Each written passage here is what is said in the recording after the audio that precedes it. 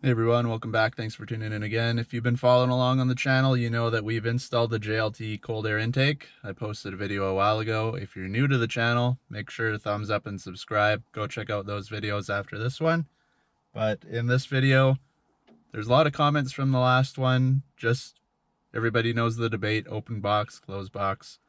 As I said, the JLT is on this car, open box, cold air intake. Everyone says it's the warmer intake, which they're not 100% wrong.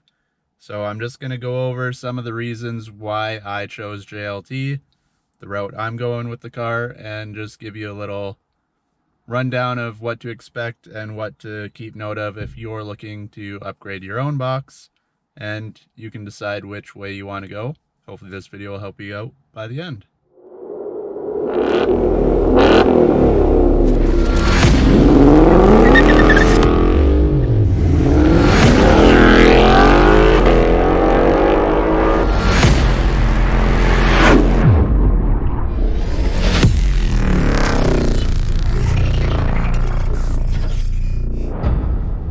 Alright guys, so here we are back in the garage. Unfortunately, where I was parked out there, it ended up being super windy. We got a storm coming in, and then there was the highway in the background, so I want you guys to be able to hear what I'm saying without a bunch of noise in the background for the video, just making everybody annoyed.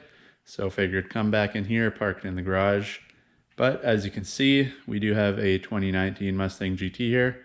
And like I said, under the hood, we have our JLT cold air intake.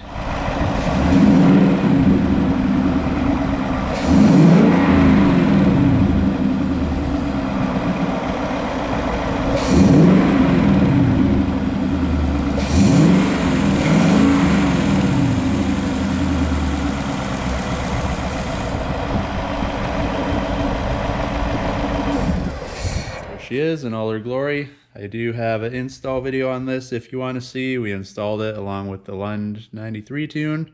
I'll put the links here somewhere. You can go back and watch those if you want. But in this video, I'm just going over why I decided to pick the open air compared to a closed box. And reason being, number one, the looks. I'm going for the looks. I go to a lot of car shows around here, Cars and Coffee, and when you pop the hood, other than the Roush, a lot of the closed box or closed cold air intakes look similar to the stock box. And you know, you want your ride to look as good as it runs. So that was the major reason. I know a lot of people are, oh, well, you know, looks aren't everything, blah, blah, blah. For me personally, that is my number one. I want it to look good. I think the big open air giant filter, you can see everything. It looks really cool. I think that's the best look you can have, in my opinion, under the hood of your Mustang. So secondly, right off the bat, I'm going to tell you, if you watch my other video, we tested it out. It does get very hot. Not going to lie, she sucks in some warm air. You can see up close, it does have your little rubber around the outsides there. Plus this little foam piece just sits in there to try and block some of the heat from inside the engine getting in there. But this, I'm not even too sure really hits the hood up here at all, in my opinion. It doesn't look like it's been really squished down or anything like that. Maybe a little bit here. If you look close, you can see a bit of a wrinkle. So that side might hit just because the hood does slope down quite harsh on this end. But even the foam piece doesn't really look like it's been pushed around too much. And I think that's where the big issue is. Also, obviously over here, you can see there's nothing. So any heat that comes up will just flow around the box and end up getting sucked into your car. But it is what it is. But I'm just letting you know, if you personally are looking, say you're going full drag car, that's not what I'm doing with this. If I was going full drag, I don't think I would have changed the box at all, because your closed box you can get aftermarket compared to the stock box that comes on the 18 plus models, you're not going to gain really anything. Put a high flow filter in that fits. I know K&N makes one. I believe Steeda makes one as well. Swap out the filter, throw in your tune, and you're good to go, unless, you know, you're going full boost or something like that. But if you're looking just for the intake, if you're going after the closed box, don't waste your money. Just because these things, like this one, costs Canadian, shipped here is just about $500. So save yourself $500 and just get the cheap filter, throw it in there, and you'll be good to go. But for me, I personally drive the car. This is my daily driver. I drive it every day to work, to the grocery store, to the track, which is closed. But I'm not going full out race car. So another reason I went with this one is because when you're driving, it's not much warmer than when I had the stock box on. I also made another video testing the two because I wanted to see for myself. I do research stuff before I personally order it onto my own car. And I knew these things were hotter than the other box. But like I said, I wanted the looks. But cruising, because this is your sensor right here, when you're cruising, roughly, we're warmer days. I know when I made that video, it was still our winter months, but we're in spring now, warming up. It's usually about 5 degrees warmer than the outside air. So if your dash is reading 20 degrees outside, your inlet air is 25, and so on and so forth. That is cruising, 50, 60 kilometers an hour. If you're going slower than that, it's been anywhere from, say, 10 to 15. If you're stopping at a lot of lights, she'll go right up to 30, 35, 40 degrees. But as soon as you start cruising, you are dropped right back down to that number, right around 5 degrees warmer than your outside air temp. All in Celsius, of course, so if you live somewhere with Fahrenheit, do the conversion and you'll figure out what numbers you'll be looking at. So one place I think people get confused with the temperature reading and all that is when you're sitting, say you're sitting going to the drag strip or something, everybody knows you can't just pull up and rip down the quarter mile. You always got to wait your turn. You're creeping up depending on how busy it is. And because your sensor's there, first of all, your plastic is going to warm up. It's never been hot enough that you can't touch it. It doesn't get stupid hot like that. But she does warm up, which is going to mess with your temperature and your reading that's going into your engine. Secondly, is because that sensor, it's not instant. So when you're sitting, yes, if it's reading 35, 40 degrees is getting sucked in, 99% is probably right. Right now, your filter is sucking in 40 degree air into your engine. But as soon as you start moving, you're getting the cold air from outside that's getting forced into here and sucked into your engine. So it does start to drop, but it's not instantly. So what I think a lot of people get confused at is when you start booting it down the track, you might be sucking in, say your outside air is 10 degrees. You're later in the night, 10 degrees, you're sucking in the cool air. Even though that's reading 35 degrees, yes, it is dropping on the dash. You can also look at it in the N gauge. Yes, the temperature will be dropping, but it is much cooler than that is reading right off the bat, because you think this is whatever, 3-inch or 4-inch, whatever the tube is, I don't know, but it is sucking in from here. There's a little space there, comes in here, you can see the tube into your intake, and you're sucking in the nice cold air instantly. It's not going to pick it up instantly on the gauge, however, because this is not going to read it that fast and swab it into the dash. And I think that's what scares a lot of people off of getting the open air box, is because when if you got a really fast car, you make it down 10 seconds or less in the quarter mile, if you're still reading, 35 plus on your gauge, you're going to go, oh my God, 35 degrees. Everybody knows the hotter the car, the slower she's going to go, bogs it all down. So in their head, they're thinking, oh my God, 30 plus degrees, even 20 plus degrees, it's only 10 degrees outside, what the heck?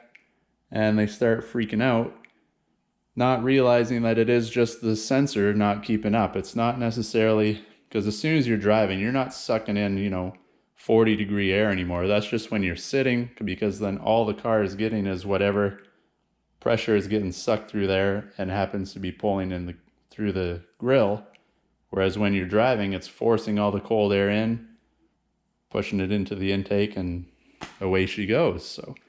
So one other thing you could do if you wanted the cold air or the open box cold air intake like this, and you're still worried about the temperatures, you want to get as much in there as you can with the cold air, you can also look at getting another hood, because like this one, you got your little vents here, but these are they're not actual functioning. There might be 1 or 2 little holes in there. I'm not even sure if this here has that even. You can look through there, you can just see the tiniest bit of light. So they do function, but really in the big scheme of things, they're doing absolutely nothing other than looks. But I do know companies like Cervini, they make hoods. They make a ram air hood with the big snorkels on the front. You would have your big 2 here. I believe that's the one that Stang Mode went with in his newest video. But they also have underneath, you would rip off all this padding under there, and it actually has a snorkel that comes over and has a little drop down. So all the air that you would suck through the snorkel hood would come in, be forced out, and drop it down directly onto your intake. So it would suck it in. So you're getting all your cold air through there, plus whatever cold air happens to get through your grill, so on and so forth. Just a little bit extra, obviously paying extra for the hood as well. But if you're really worried and you want to get the best results and you don't want a closed box, you want to go with the open box, that's always another option you can go with as well. But for me, I don't know. I have a couple hoods in mind, but not that one. I don't know exactly how it works, but in my case, because I daily drive the car, I'm more worried if I'm driving it and it happens to rain and you start sucking in rain through there and it's being forced down right onto your filter. I don't know if they make some sort of drain in the back or what, but then it's just dripping all over your engine. In my head, it would just make a giant mess under there. Not something I want to deal with. If you live somewhere where it's sunny all the time, or you don't daily your car, you just park her while it's raining, you should have no worries. So yeah, that's just my opinion on the whole open closed box situation. I know I got a lot of comments on the video of people wanting to see other stuff. I know a lot of people want to see the Steeda closed box. In my opinion, if you're driving the car or you're tracking the car, open or closed, pick whichever one you like. If you want the looks of one compared to another or anything like that, temperature wise at least, you're not going to notice a huge difference, because like I said, as soon as you're cruising around in the car, it's the same temperature as any other box, whether it be the factory box or your other closed box. I know a buddy of mine had the Roush intake on his car, and same thing, the temperatures were about the same once you start cruising. If you're somewhere, let's say drag racing for example, and you want as much performance as you can, I would say probably go either just leave it stock, because the box is pretty good stock on these cars, or go for a closed box with a good tune, or just save your money. Like I said, just put more money in the tune, spend it on other parts, and keep the stock box, throw in a good filter, and you're good to go. Because these ones are definitely going to suck up more hot air. You will be bogged down a little bit. Who knows how fast that gets cut out, you know, as soon as you're ripping down the track, it's sucking in a lot of air. So I'm not a professional by any means. I do race the car. So whenever the track opens, we will be back to the drag strip. But unfortunately, with everything going on, the government still thinks that sitting in your own car, racing each other down the drag strip is against guidelines. So they close the track. And yes, we can open it for private rentals, but I'm not made of money, and private rentals are just too much in my opinion. I'm not gonna hot lap the car over and over and over again. So the price that they want, even with a bunch of people in there, just doesn't make sense for me to want to do that right now. But as soon as it's open for the street legal nights again, we'll definitely be there, and we'll be out showing what the car can do. Also, I did get the summer tires put back on just a few days ago, so we'll be back out testing the tune ourselves. Because everything was closed last year already, I did a bunch of tests myself. Just wanted a before and after comparison with everything, so stay tuned for that. And yes, we will be getting back on the dyno. I'm going to book a day in, so we'll dyno with the tune and the intake on there and see what we've gained. And if you're still this far into the video and you're new to the channel, make sure you leave a subscribe, thumbs up, share it, let all your buddies know, because there's a lot more coming to the channel and there's a lot more testing with the car. So if you're interested in any of that kind of stuff, or just leave me a comment, let me know what you want to see. I'm always out making new videos. I tell everybody in all the videos, if you want to see something specific, maybe I haven't gone over it, leave a comment, I'll see what I can do. And hopefully you guys enjoy what's coming up with the car. So thanks for watching, everybody, and we will catch you in the next one.